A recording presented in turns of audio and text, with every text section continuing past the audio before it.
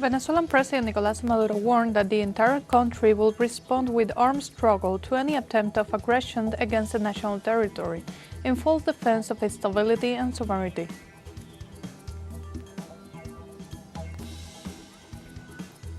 U.S. President Donald Trump has announced that the 2026 G20 summit will be held in Miami, marking the first time in nearly 2 decades that the country will host the gathering.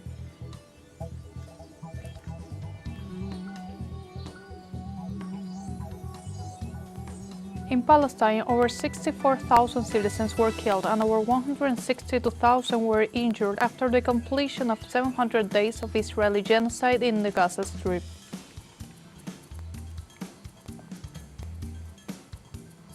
Hello, welcome to From the South.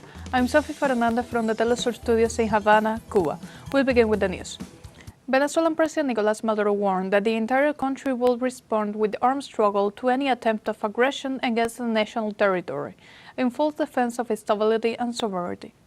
During the activation of the community militia units, Maduro reiterated that the plan of the Venezuelan people is to live in peace. The president affirmed that Venezuela was a territory free of cocaine growing and production, rejecting what he called a false narrative imposed by the U.S. imperialism in an attempt to justify its interventionist aggressions against Venezuela and the rest of the peoples of Latin America and the Caribbean.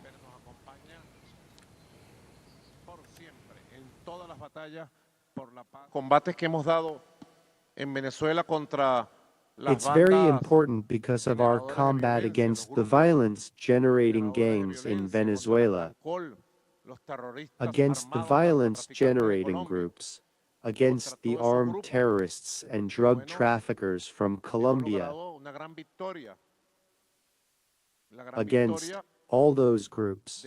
We have achieved a great victory. And due to the great victory of our Bolivarian National Armed Forces, together with the Union of Military, Police and Popular Forces, Venezuela is today a territory free of coca leaf production, free of drug processing in the country, and very soon we will be 100% free of any attempt to bring even 1 gram of that drug into the national territory, and that is an achievement of our integral defense doctrine.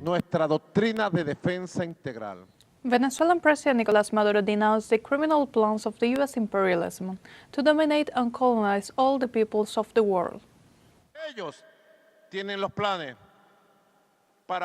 They have plans to conquer, subdue, colonize, and dominate the world. They can have their plans, but we have plans for peace, stability, tranquility, and national unity in Venezuela, in line with the new multipolar world that has already been born. These are our plans. So we are already on the right track.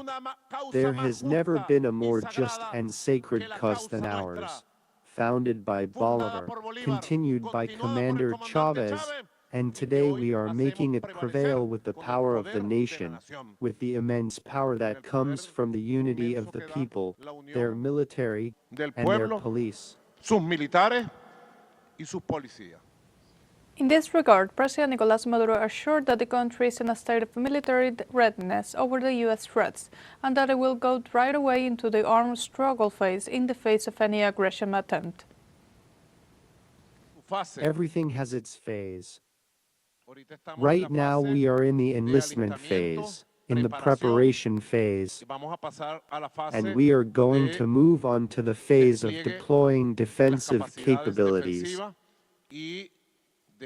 and training and retraining the entire Venezuelan population. We are still in the phase of an armed struggle, which has political, communicational, institutional, national, and international nature, and which is a phase of development, But if Venezuela were to be attacked in any way, we would move on to the stage of planned, organized, armed defense by the entire population against any aggression, whether local, regional, or national. We would move into a stage of armed struggle in defense of peace, territorial integrity, sovereignty, and our people. In other news, the Puerto Rican Independence Party demanded that the local legislative assembly cancel any plan aimed at remilitarizing the country. This ultimately addressed to the Trump administration and Congress in the context of U.S. Navy maneuvers in the Caribbean. It follows Pentagon orders to station F-35 jets at an air base in Puerto Rico. The deployment takes place in parallel to the growing U.S. threats against the sovereignty of Venezuela. The party documents calls for decolonization and the cleanup of land contaminated by U.S. military exercises. Puerto Rico's political status as a Commonwealth allows for some autonomy, but Washington controls defense, borders, and diplomatic relations. And now we go to Argentina, where the Ministry of Human Capital acknowledged that the audit Milei's government claimed to have carried out to justify the cessation of food assistance to soup kitchens does not exist. It occurred after a request for access to public information filed by the National Deputy for Buenos Aires, Natalia Saracho, on May 16, 2024.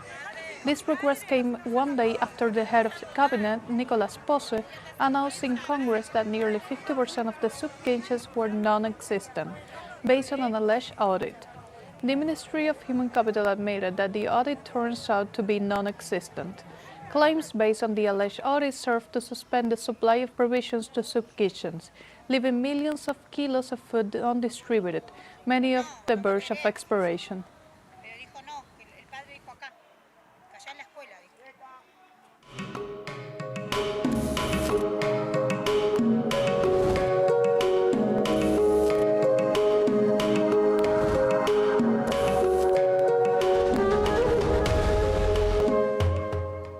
Now, still in Argentina, where the international meeting Cultural Rights to Imagine Democracies and Citizenship is taking place.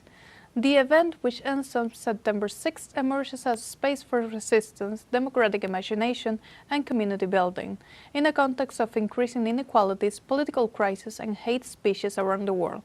The Cultural Center for Spain in Buenos Aires is the venue where various thinkers, artists, officials, and cultural activists from all over Latin America and Spain meet, offering open days to the public, both face-to-face and virtual, around the building of international bridges throughout culture. And now we have a short break coming up. But first, remember you can join us on TikTok at teleSUR English, where you will find news in different formats, news updates, and more. We'll be right back. Stay with us.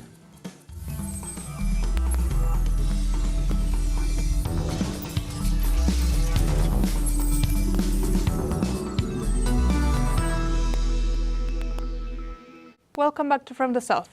U.S. President Donald Trump has announced that the 2026 G20 summit will be held in Miami, marking the first time in nearly 2 decades that the country will host the gathering. The head of state said the agenda would focus on unleashing economic prosperity by unlocking affordable energy and pioneering new technologies. U.S. President confirmed that the summit will take place at his Trump National Doral Golf Course. The announcement drew comparisons to 2019, when Trump's earlier proposal to host the G7 at the same venue drew criticism over conflicts of interest, before the idea was abandoned. The summit will coincide with celebrations marking the 250 years since the beginning of the Declaration of Independence in 1776. Also in the United States, President Donald Trump signed an executive order authorizing the change of name from Department of Defense to Department of War. The executive order will establish the new name as a secondary title for the Department of Defense, because according to the country's constitution, it is the Congress and not the President that has the authority to establish and modify executive departments. The War Department existed from 1789 to 1947, when it was rebranded as the Department of Defense as part of a series of reforms after World War II that aimed to emphasize defense over warfare. Meanwhile, U.S. President Donald Trump argued that the controversial new name projects strength and sends a message of victory.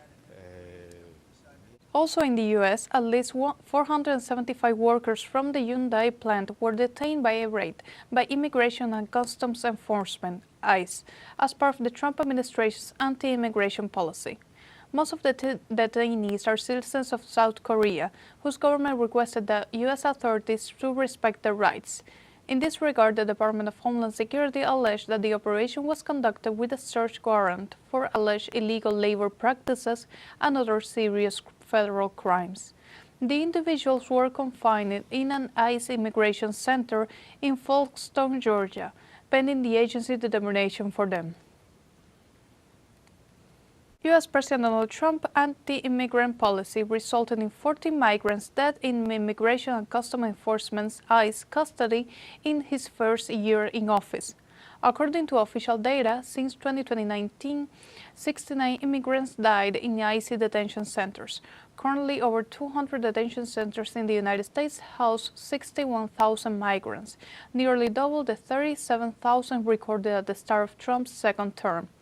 70% of detainees are unsentenced, and many face charges for minor offenses, such as traffic violations. Reports describe overcrowding, lack of access to food, water, and adequate medical care in detention centers. Despite ICE statements reassuring safe, secure, and humane environments, the migrants' deaths reflect serious flaws in the detention system. In China, over 500 representatives from 110 countries of the Global South inaugurated a forum focused on strengthening alliance in the face of a scenario marked by disinformation and fake news. The event also marks the formal launch of the Network of Joint Communication Associations of the Global South, which brings together more than 1,000 media, think tanks, and other institutions from 95 nations and regions. The Forum of Media and Think Tanks of the Global South becomes a platform to articulate the voices of the South in an international scenario marked by inequality and the concentration of power in the big media centers.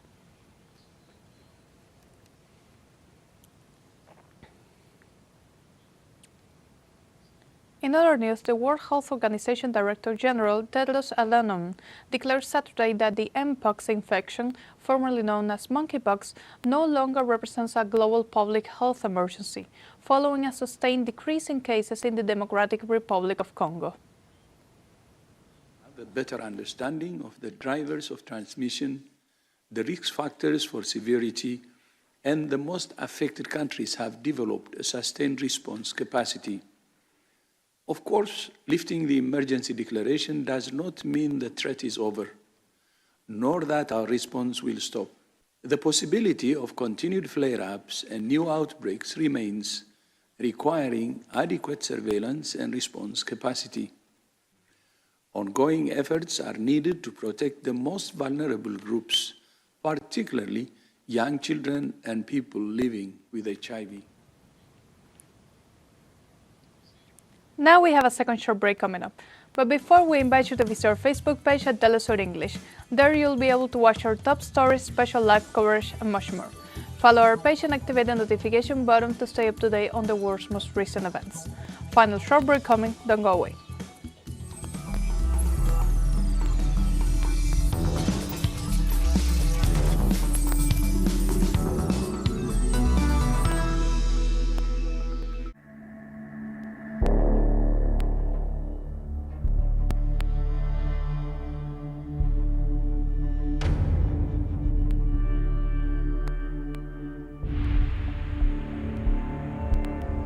Welcome back.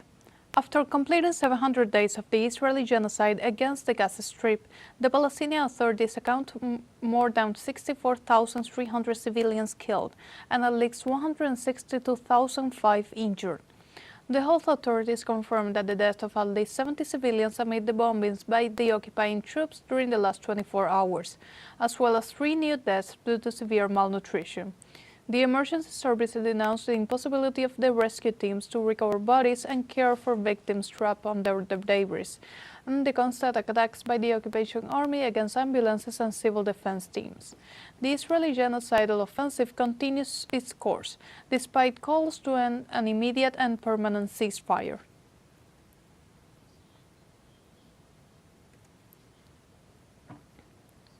Meanwhile, the government of Egypt condemned recent statements made by Israeli Prime Minister Benjamin Netanyahu about his desire to displace the Palestinians from their land through the Rafah crossing. Through its foreign minister, Egypt emphasized that Israel claims to represent a flagrant violation to international law that amounts to the crime of ethnic cleansing and called on the international community to activate the mechanisms of accountability for these publicly declared crimes. It also emphasized that the country will not be complicit in the liquidation of the Palestinian cause or become a gateway for displacement and called for a ceasefire in Gaza, a full Israeli withdrawal, and international support for the return of the Palestinian Authority to the territory, including control of the border crossings.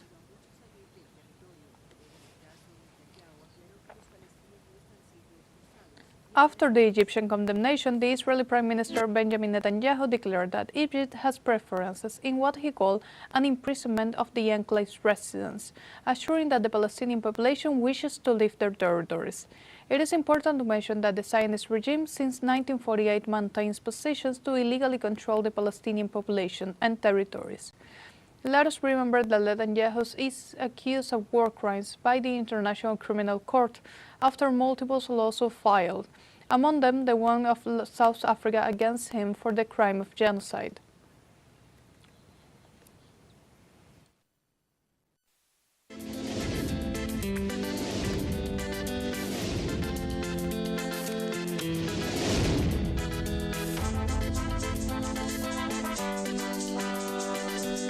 The development of renewable energy in Cuba has come to stay as a permanent, affordable and viable solution to the Caribbean islands' energy problems. And that is the challenge taken by CITMIC, a non-agricultural cooperative which has bet on using the sun to provide concrete answers to the country's energy needs. From Havana, our correspondent Belén de los Santos with the story in the fifth and last episode of The Cuban Way.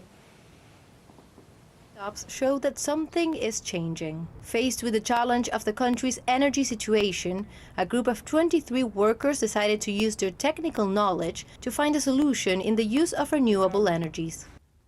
This is the work of CITMIC, the non-agricultural cooperative that seeks to provide a concrete answer by utilizing one of the island's most valuable resources, the sun.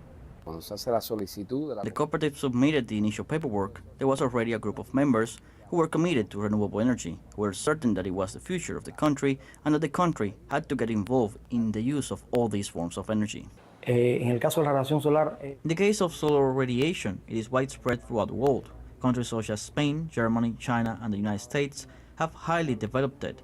However, they do not have the radiation regime that our country has, which is very favorable. It will be difficult for anyone to put a blockade on the sun, and simply with high-quality technology that we can import, with high standards, we could work precisely on that sustainability in replacing the fossil fuels, which is so necessary for the country. On top of working with private initiatives and government agencies, the cooperative seeks to collaborate with public institutions to bring this technology to different corners of the country. In Trillo Park, in the heart of Havana, this dream has become a reality. It's a pilot project designed with the national company Hazel. It all begins with a solar panel, which captures the radiation and sends it to a battery inside the lamp. It has an automated program that turns on as night falls and turns off as dawn breaks. And it has really had a huge impact. Neighbors have told us repeatedly that it has been the meeting place in the midst of the blackout, where everyone, children and elderly people, have found a beacon of light. We believe that any project related to renewable energy sources, which is focused on replacing fossil fuels, but also on sustainability, should not be undertaken without a community base. That is the daily work of the cooperative, trying to find solutions that have a positive impact on our society. The decision to form a cooperative is one of the keys to CITMIC's success. Teamwork and horizontal dialogue in search of solutions. We discuss every project, every solution, every proposal, and we always try to improve it with the opinion of the group. And that is how we move forward. From a social and human perspective, the work of the cooperative is very fulfilling, and we are very satisfied to be working in this way. Like this, SITMIC continues its day-to-day efforts to make sure that Cuba, with its optimal climatic conditions and available technical knowledge, finds in this technology a key to its sustainable energy development. We are a Cuban enterprise. We are small, but we are a Cuban enterprise. We are in Cuba. We know about the daily situation that the people, industries, government, how all of us are suffering due to the blockade, its financial limitations, all these things. When you share that feeling and that daily experience, you are motivated to be part of the solution. The country is currently committed to renewable energy. I want to do our part as a cooperative in finding the most efficient way to bring renewable energy sources to the development of our country, to the sustainable development of our country. Belén de los Santos, Denise Araví, for teleSUR from Havana, Cuba. Like this, we have come to the end of this news brief. You can find this and many other stories on our website at telesurenglish.net and join us on social media. We're on Facebook, X, Instagram, Telegram, and TikTok. For teleSUR English, I'm Sophie Fernandez. Thank you for watching.